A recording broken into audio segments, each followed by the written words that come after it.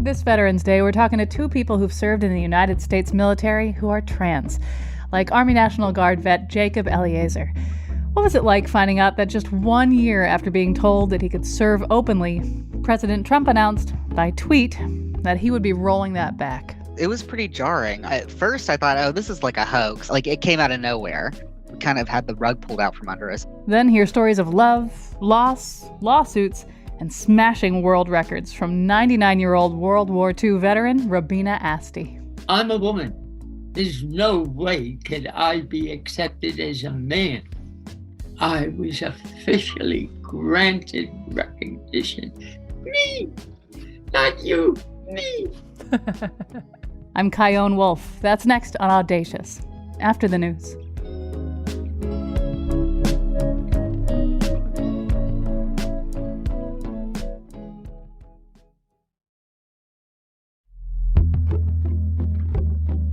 From Connecticut Public Radio in Hartford, this is Audacious. I'm Kyone Wolf. Veterans Day is November 11th, and unlike Memorial Day, when we remember those who've died while serving in the military, and unlike Armed Services Day, when we honor those who are currently serving, Veterans Day recognizes all people, living and dead, who've served in the military. Here are some numbers. According to the U.S. Census, there are about 18 million veterans in our country, or about 7% of the adult population. The median age is 65, and women make up about 9% of the veteran population. The historical statistics for vets who are transgender or gender nonconforming are harder to come by. The VA estimates that 134,000 U.S. veterans are transgender, and over 15,000 trans people are currently serving in the U.S. military. It wasn't until 2016 that the Obama administration announced that trans people were allowed to serve openly. Almost exactly 1 year later, President Trump announced by tweet that he was going to reverse that policy. That whiplash of exclusion, inclusion, and exclusion again has had real consequences for trans service members and their families. I'm on the LGBTQIA plus spectrum, and even I needed to get a better grip on exactly what happened in the last couple of years and how this is felt for trans people serving in the military. And a note, the term trans includes non-binary and gender non-conforming people. Organizations like SPARTA have been advocating for those service members and educating people like me. SPARTA stands for Service Members, Partners, and Allies for Respect and Tolerance for All. I spoke with their Director of Advocacy, Jacob Eliezer. He's a New Haven resident, a psychologist, and he's a veteran of the Army National Guard who is trans. And just real quick, a disclaimer. So I'll just start off by saying that I am on my lunch break. I am not on VA equipment. I am not speaking in my official capacity as a VA employee, nor do I represent the position of the Department of Veterans Affairs. I am speaking as a private citizen and as a representative of SPARTA, which is a nonprofit organization for actively serving transgender military personnel. I'm on the board of directors as our director of advocacy. You joined the Army National Guard in 2006, and then you began your transition as a transgender man in 2010. Yeah. How did that go? Well, I think the first piece was kind of accepting that identity myself. I grew up in rural Kentucky. My dad was a priest. And so it took me a long time to come to terms with that. Even after coming out as a lesbian, I had a lot of uncertainty about, okay, well, am I just like butch? And is it about my sexual attraction to women, or is there something else going on here? And I think it took me a while to kind of suss through that, and then also sort of work through my own internalized shame about that. So in 2010 was really when I made the decision, okay, like this is what it is. It's not going away. Now I have to decide, well, what am I going to do about that? Which is, I think, a harder question to answer because I knew that it would have been the end of my military career. You know, I had been involved at that point with organizations that were working to repeal Don't Ask, Don't Tell. Because that was like the looming threat for you. That was what was on your mind as you're thinking, I have this that I know I need to work with and fulfill, but at the same time, if I do that, I'm out. Yeah. And I mean, it's not like I was fooling anybody, right? Like I was a pretty butch looking person. So I don't think if like you asked the people I worked with, like, is Captain Eliezer gay? Like they would have been like, yes. I mean, but we did talk about that. So I think like for me, I think in my own naivete at that point, had this thought that like, I got this, like I understand what it's like to sort of live in the closet. And so I thought, okay, well, transition isn't going to be that much different. I don't know if I was just like deluding myself or whatever, but as it turns out, when you start a medical transition process, again, that's not something that all trans folks do, but was part of the plan for me. Things change. Started growing hair in funny places, and my voice dropped, and there's only so many times you can show up to drill and say you have a cold before people start to be like, what's going on here? So I think part of it was learning as I was going how that experience was going to be different. So not just sort of learning that or kind of confronting those situations where, wait, this like being trans is different than what it was like to be a lesbian in the service and having to hide that. And then this other component of wrestling with my identity as a soldier, which is a really important part of who I was. I spent 12 years in. It's a long time. It's just a lot to wrestle with. In 2014, you came out to your commander. How'd that go? When I first came out to my commander, bless her heart, I don't think she understood that gender identity was different from sexual orientation. Like a lot of folks, she was very supportive. I had a good relationship with her, and she was like, you know what, you're up for promotion. We're going to promote you. We're going to keep you in. Don't worry about it. And then, it got pushed up the chain of command, and then I ended up getting pulled out of training in the middle of a training exercise, told to go home, pack you're done. There were several things that came up legally within that process. Initially, I had a resignation that was submitted on my behalf. And when I asked, if I said, I didn't resign, and they're like, this is what's going to be the outcome anyway. It's going to be better for you to just accept this. Now, at this point, what's the state of Don't Ask, Don't Tell? Don't Ask, Don't Tell had been repealed. So it was repealed in the end of 2010, and the policy change was actually implemented in 2011. But that didn't protect you. It did not cover trans people. It was specific to sexual orientation. It was enacted by Congress. Policies banning transgender military service were not. They were embedded in military medical regulations, right? So you can pull up the regulations, and it actually outlines that transgender folks are prohibited from serving, from enlisting, from joining the military, or from being retained in the military if there's any sort of defects of the genitalia, which it could include sex change surgery, or any sort of mental health diagnosis. And they were still using the diagnosis language that was in the DSM-3, right, which was published back in like 1980. Something with a transvesticism, right? Transsexualism, transvesticism were some of the words that are printed in that regulation, right, up until the policy was changed in 2015. So it was pretty outdated. So I was very lucky in the fact that I was in a very privileged position. One, because I'm highly educated, familiar with the mental health profession. I was a part-time soldier, so while I did have some income, and that was important for me as a grad student, I was going to be able to survive without that income. I didn't have a family who was depending upon me having health insurance. Being a white guy in the Kentucky National Guard probably didn't hurt anything. Being transmasculine, having a binary identity, I think all of these different things really put me in a position where I could push back on this in a way that many of my fellow service members were not in a position to do so. How did it resolve?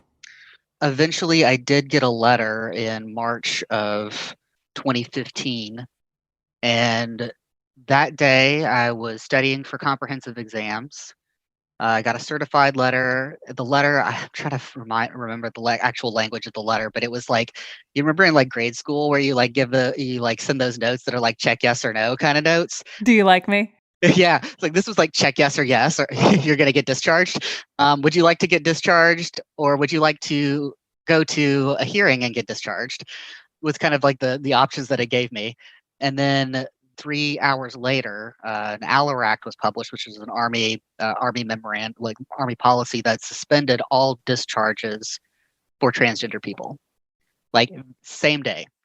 And then later on that summer, Secretary of Defense Ashton Carter announced that he was going to establish a working group to study with the intent to change the policy to allow trans folks to continue to serve, which was done by the RAND Corporation. They developed a new policy. And then in the summer of 2016, the new open service policy was published. So I got to stay in by the skin of my teeth. 1 year after Obama said that transgender troops are allowed to serve openly, on July 26, 2017, President Trump tweeted, "After consultation with my generals and military experts, Please be advised that the United States government will not accept or allow transgender individuals to serve in any capacity in the U.S. military. Our military must be focused on decisive and overwhelming victory and cannot be burdened with the tremendous medical costs and disruption that transgender in the military would entail. Thank you. How'd it feel reading that? It was pretty jarring. To be honest, like that morning I woke up to get ready for work and I woke up and I had like a whole slew of like text messages. And at first I thought, oh, this is like a hoax. Like it came out of nowhere. And so then it took a little bit of a while to process, but it was pretty jarring. We kind of had the rug pulled out from under us. I think there was this understanding that there might be some pushback with the election and the administration change, but historically, when policy moves forward, especially in the DoD, that is moving in the direction of inclusivity, it's very hard to undo. And so I think there was maybe this sense among the community members, among the advocacy community, that because we were able to get this done before there was an administration change, that at least we would be able to hold ground. So the folks who were already in were able to continue serving as of 2016. But in 2017, we were supposed to start seeing enlistments for new people who were trans. And so we saw that policy get kicked down the road, and we were like, okay, maybe there's something going on here. And then those tweets came out. So, I think there was a hope there that we were at least going to be able to retain the service members that we've already invested millions of dollars to train, and the thought that maybe we might lose new enlistments or new inductions, but that we would at least be able to kind of allow people who are still in the service to come out and access care. So how do things stand now? Did anything change? Where are we? Yeah, so there were some legal challenges to the policy. Basically, the way that the policy is written now is we have folks who are exempt from the policy and folks who are non-exempt. Exempt persons had to have a diagnosis of gender dysphoria confirmed in their military medical record, no later than April 12th of 2019. So the policy change, DTM 19-004, was published on March the 12th. So those people had 30 days to get a diagnosis in their chart if they wanted to be able to transition. Anybody who got that was able to access medical care, to be out, to get their gender marker changed in their military records, all of that stuff. If it was even an hour, minute after that deadline, no. The way that the administration is threading the needle on this is they're saying that transgender people are still allowed to serve. They just have to serve in their gender assigned at birth. And we're not going to acknowledge their gender identity.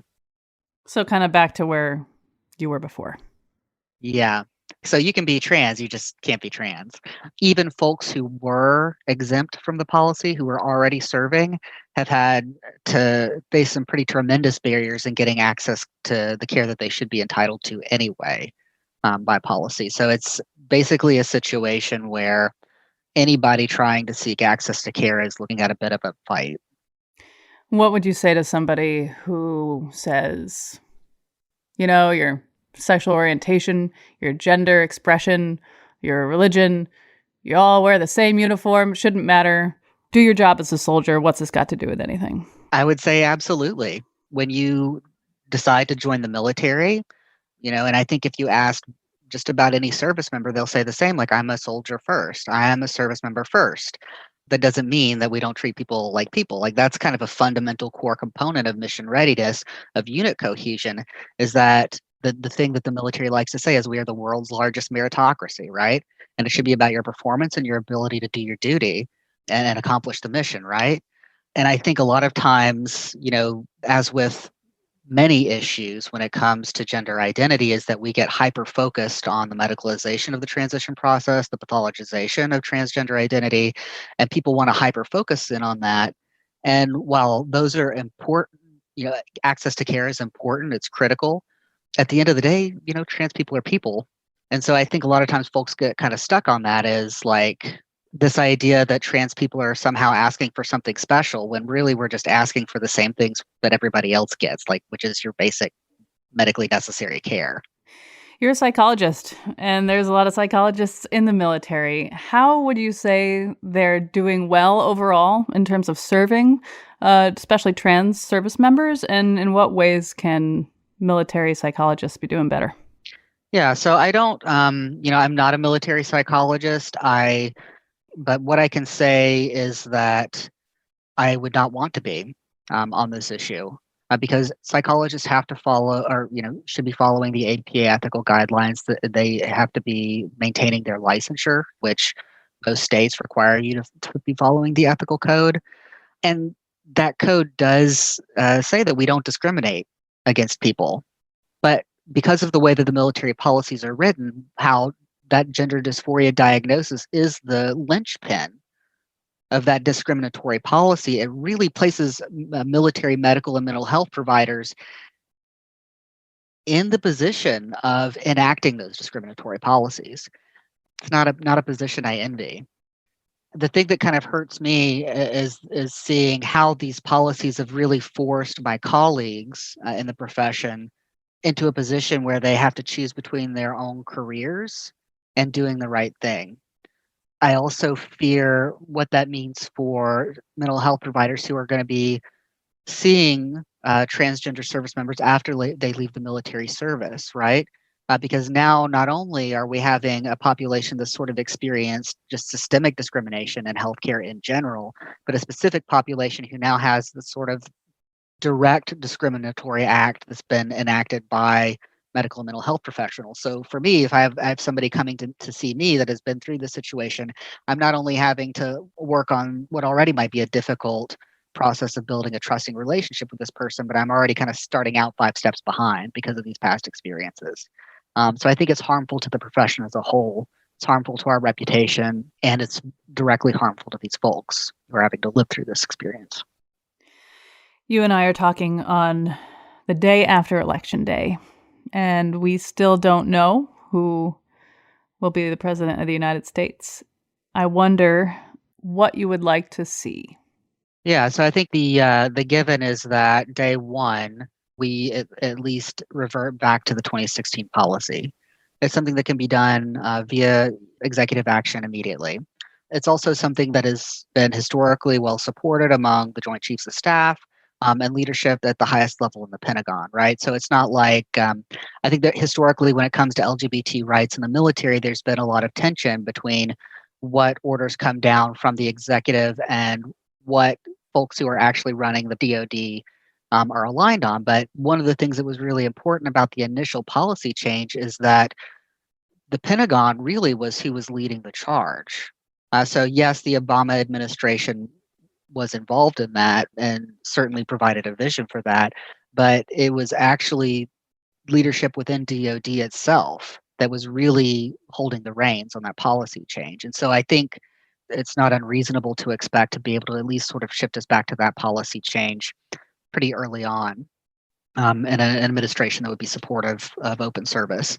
I think that the things that were left undone is going to be the trickier issue, right? Like making sure that we're getting enlistments and inductions in place, making sure that we're making space for folks with non-binary identities. Those folks got really left behind in that initial policy change, right? So, even in the most affirming and accepting policy that we've had, you have to check a box, and there really isn't a lot of space for folks in between. We still have some work left to be done, and making sure that folks have access to surgical procedures that they need.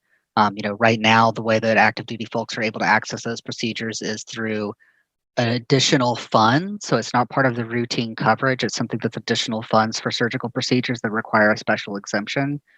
I think when we're thinking about the VA right now, we have a federal policy that prohibits the provision of gender affirming surgical care for veterans, right? So even though we are able to provide basically everything else at the VA, we still are unable to provide those surgeries, which is a huge gap in care for our veterans who have access to VA care but may not necessarily be eligible for Medicare, Medicaid, or have an income where they're able to get private insurance. So there's a pretty huge gap in care there for those folks. So those would be the things that I'd like to see as an initial step, as sort of filling in some of those gaps. It's a weird time to ask this question, but are you hopeful? I try to be as optimistic as possible. And genuinely I am. I don't think anybody raises their right hand and decides to serve in the military if they don't genuinely believe in our democracy, in our country. And I think for a lot of trans folks who are serving, that's very true. They really have a firm belief in the American people and in our nation. I'm hopeful. That was Jacob Eliezer, veteran and director of advocacy for Sparta, which stands for Service Members, Partners, and Allies for Respect and Tolerance for All. When we get back, I have a mental picture of an airplane taking off, and I see the two wheels separating from the ground, and I'm thinking that airplane is flying. And that's what piloting is. Stories about flying, love, loss, and policy changes from a 99-year-old Navy vet who took on the Social Security Administration's denial of survivor benefits for trans spouses and won. I'm Kyone Wolf. This is Audacious. Stay with me.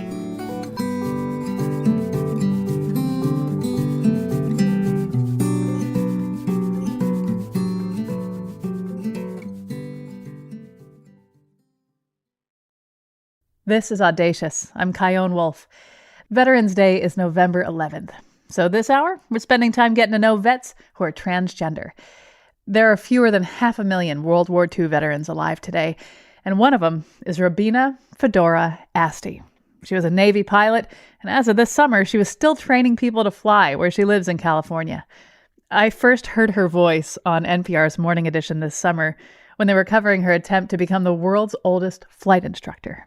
Every time I take off, I'm listening to that engine because it's whispering to me sweet little lullabies. Okay, we'll get to that record-breaking attempt and how she changed physical exam rules for pilots and how she completely changed the Social Security Administration's spousal benefits for transgender widows and widowers.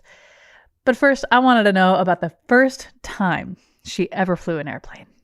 It was down in a New York City airport in a military airplane, a biplane, two wings, a tall, gentle man standing miles over me is adjusting my parachute. We get me into the airplane, and I'm going down the runway, and it's right by the water. That's the Atlantic Ocean on the right, and the United States on the left. And I'm thinking, and I'm holding on, and I'm thinking, I look over, that's 3,000 miles away back to land. I'm thinking it's 3,000 miles back to water. What a delight. What a feeling to be right on the edge of 6,000 mile marker. That was my first flight. Whenever I'm on an airplane, my favorite part is liftoff. Tell me what liftoff feels like for you. Let me give you an example of a liftoff from a place that nobody could be, and that is underneath the airplane. The airplane is taking off. You notice the tail, the nose wheel comes up first. And you hear noises, and this is apprehensive kind of thing. It's all mushy and gushy.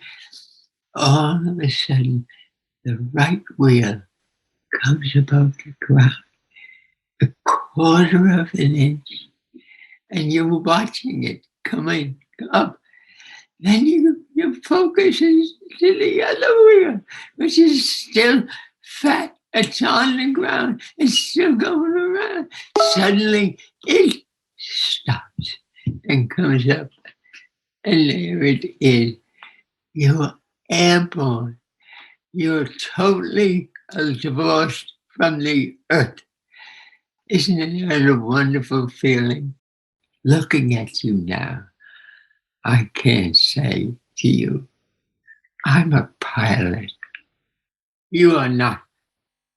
And I feel terrible that you are not a pilot, because you would make a very nice looking pilot. Thank you, Robina. May I ask why you decided to join the Navy in the first place? When I was 10, I became an amateur radio operator. I was fascinated with things electronic. And it was because of that fact that I became interested in the Navy. The Navy was a big advocate of radio communications. They were doing a lot of things wrong as far as I was concerned. So you could fix it. And I can fix it. Indeed. How long were you in the Navy? From 17 to the end of the war. That would be 9 years, I guess. And what made you decide to leave? By then, I wanted to do other great things, like television. To see your picture. Because maybe beyond that, I might be able to smell you, touch you. Huh? These are the things that make me continue to live today. I want to live to see you in hand, and I can shake your hand and feel it in my hand. That's why I am healthy, unwealthy, unwise, but happy to live in the know that we're getting there. After you left the Navy, you kept flying, right? You were not only a commercial pilot, but a flight instructor? I got all of the licenses. So you couldn't quit flying? No, of course not. What is it about flying that makes it so addictive for you? You in the airplane alone. You are flying in the air like a bird that just whizzed by. I love it. I can feel the air on the wings. I can feel the wings shaking. That means it's very close to not being able to finish its job. You finished with the Navy. You kept flying. You got married. You'd had 2 children.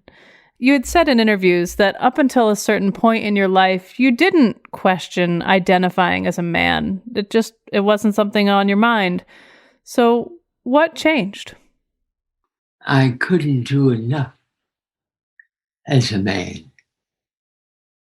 to keep me wanting to stay as a man. And I could see where women are gloriously way behind. And we need to make women queens. Queens for all of you. I've been a man for 50 years. I've been a woman for 50 years. And I love being a woman. I do. I almost wish the world could be nothing but women in it. I simply love living. I don't know what's going to happen tomorrow. I don't care. All I know is that I'm helping the world grow. So I'd read about a policy that you had a part in changing. It was how pilots get their mandatory physical exams. Now, at this point in your life, you're living as a woman and you go in for your first medical exam since living as a woman. Tell me what happened next.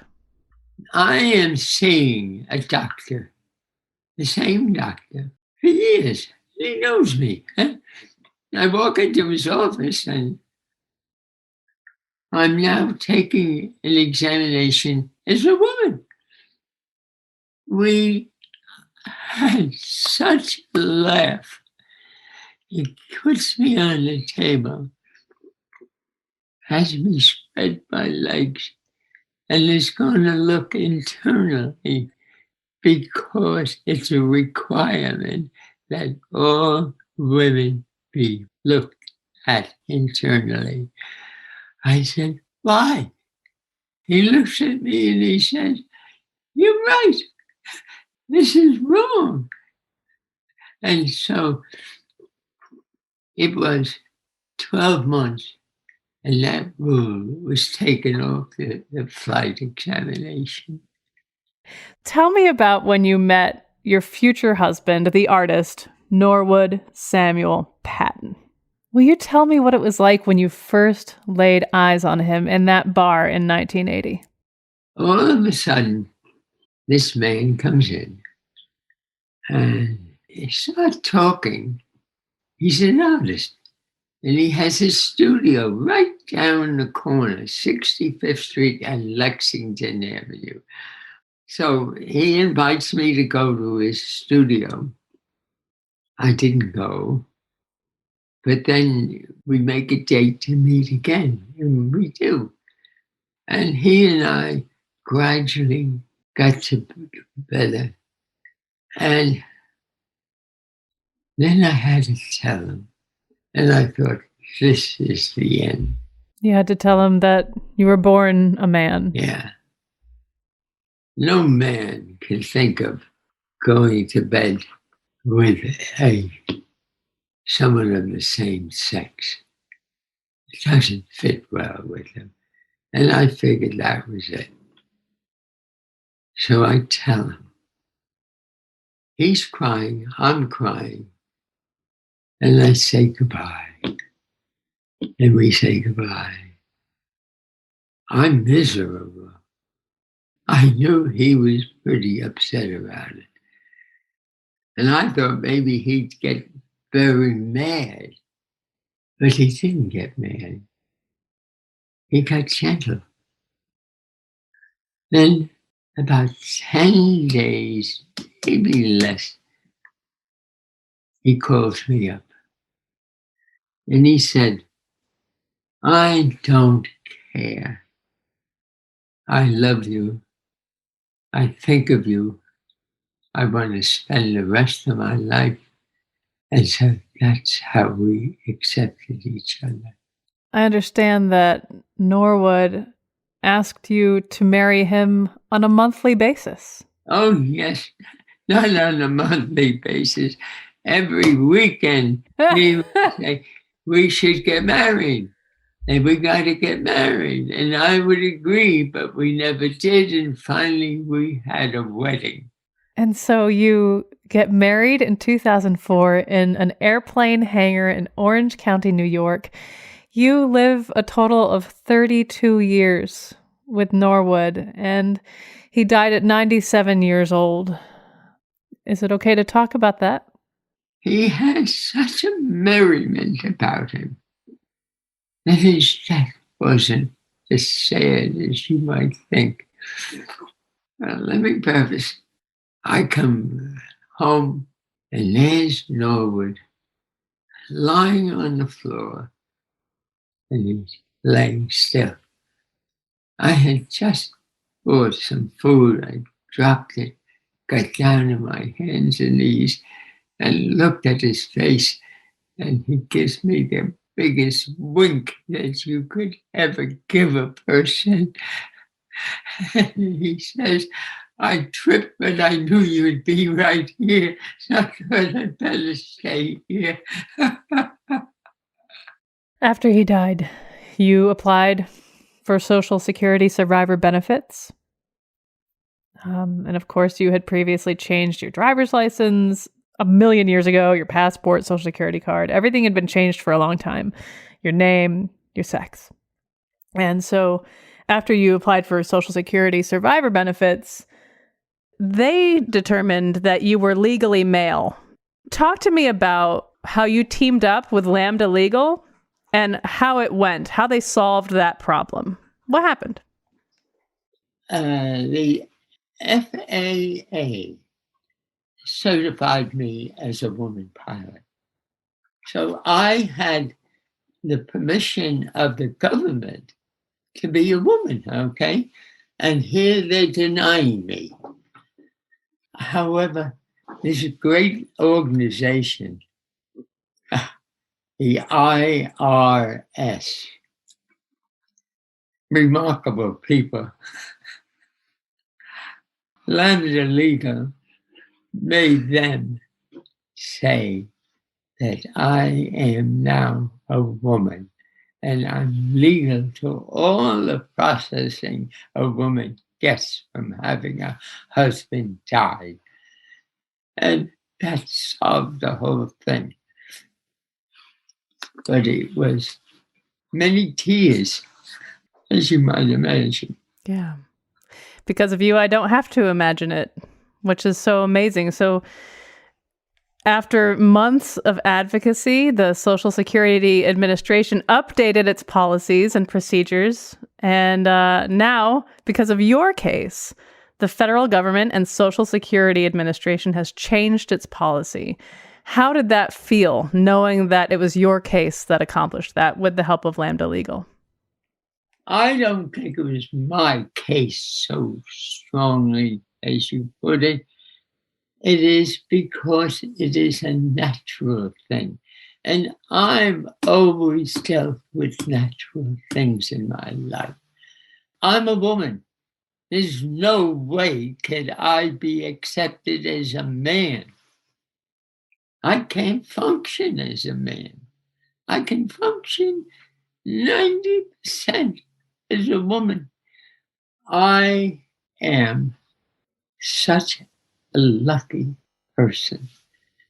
The whole world noticed that I received the blessings of the IRS for my changing of the sex from male to female.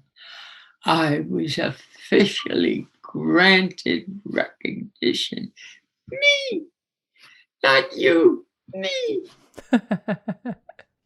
Sent tears down my face. Ah, what a day.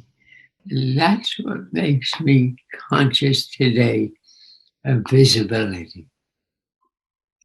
And that was the beginning of a lot of changes that were felt and are still being felt in this country and the world. My name on a piece of paper doesn't mean anything. But in the history of the United States, I helped solve a major problem between male and female. That was World War II veteran Robina Asti. After the break. Here you can go to 1,000 feet with ease and roll around and dive and be in a third dimension. That is a fantastic human nature thing to do.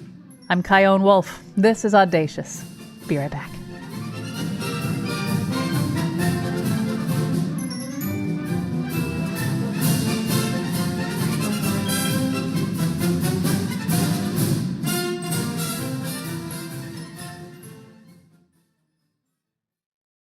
This is Audacious. I'm Kyone Wolf. In honor of Veterans Day, on November 11th, I'm talking with vets who are transgender. You've been hearing about the extraordinary life of 99-year-old World War II Navy pilot Robina Asti. She changed policies around physical exams for pilots, and her case made the Social Security Administration give out survivor benefits to transgender spouses. But when it comes to changing the world, why stop there? On July 23rd of 2020, she gave a very special flight lesson to Brandon Martini at Next Gen Flight Academy in Riverside, California. When they touched down, she had set the new world record for being the oldest flight instructor and another for being the oldest active pilot. I asked her why she wanted to set those records and how it felt As a pilot, it really didn't make any difference to me. I still flew with the airplane. Fortunately, my daughter was in the back seat, so she saw it too. And that's what is important to me, that my daughter saw me make the record, and she was delighted, and she is delighted. And at least I did something for the world. And maybe I'll set another record when I'm 120.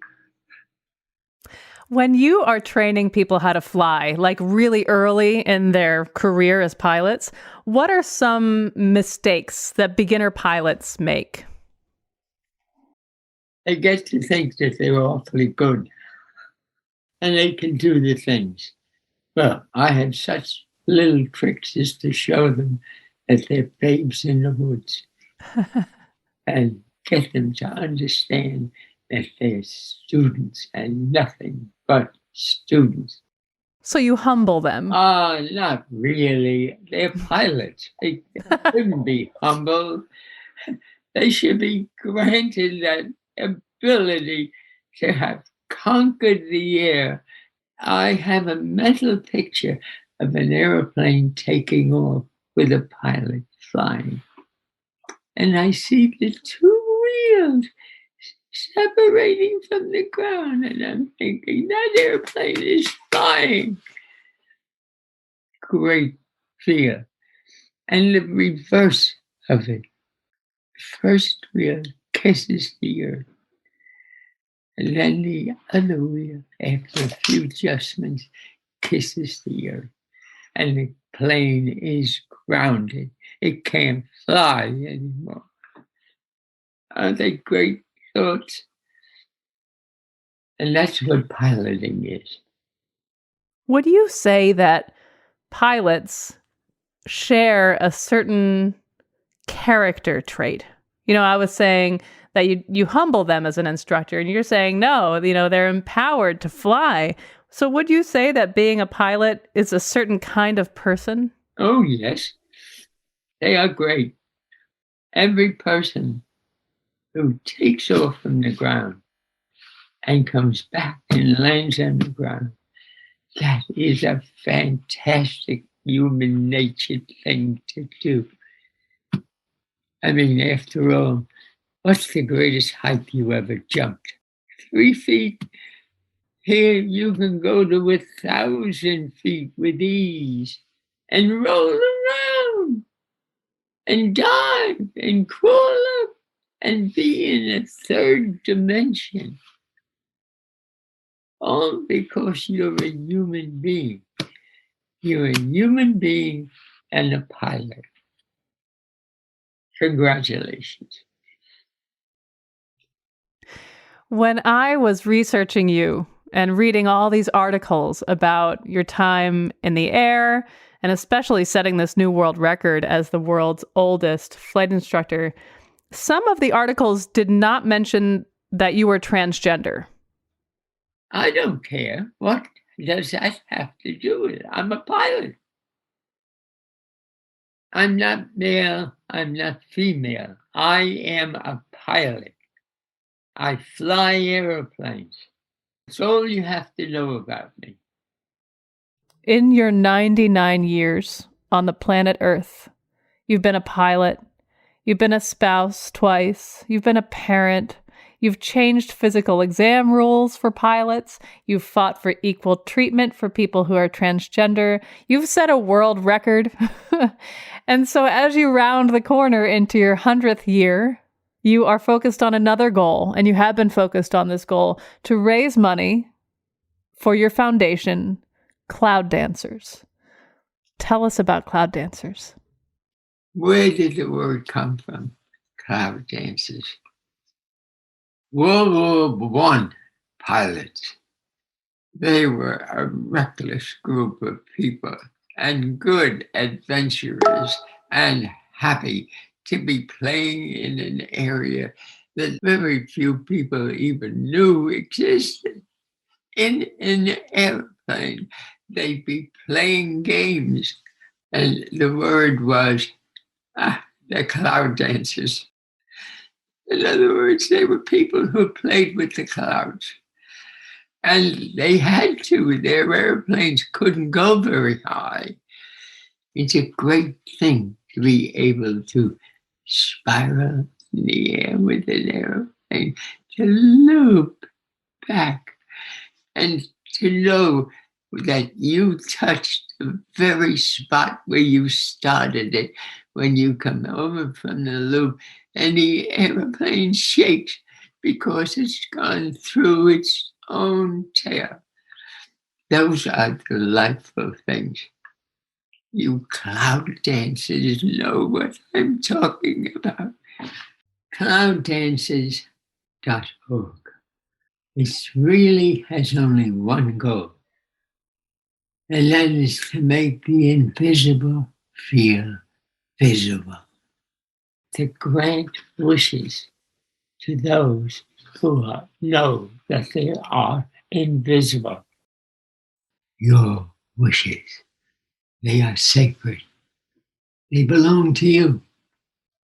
If we can get people to donate to the cloud dances, we will be able to give wishes, and you might be surprised what would come out of it.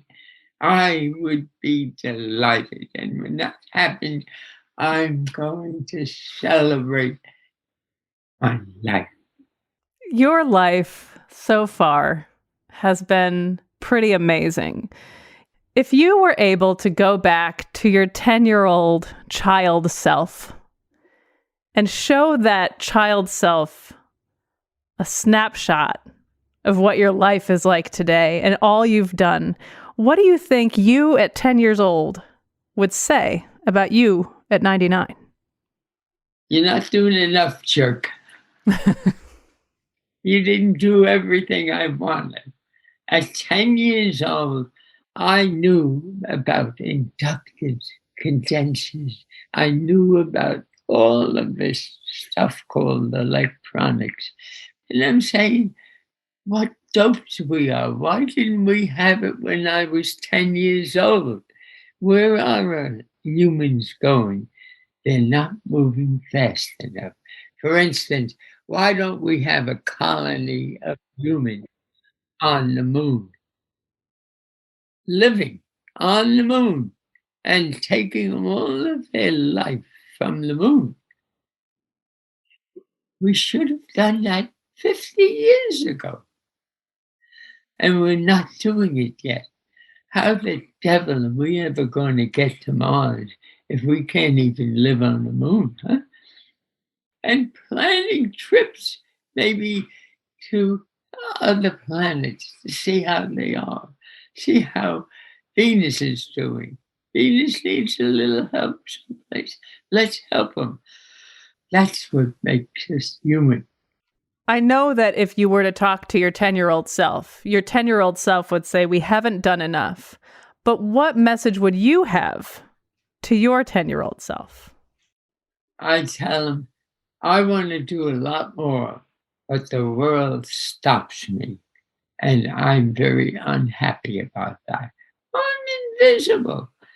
I'm going to make advice that will grant wishes to those who are invisible like me.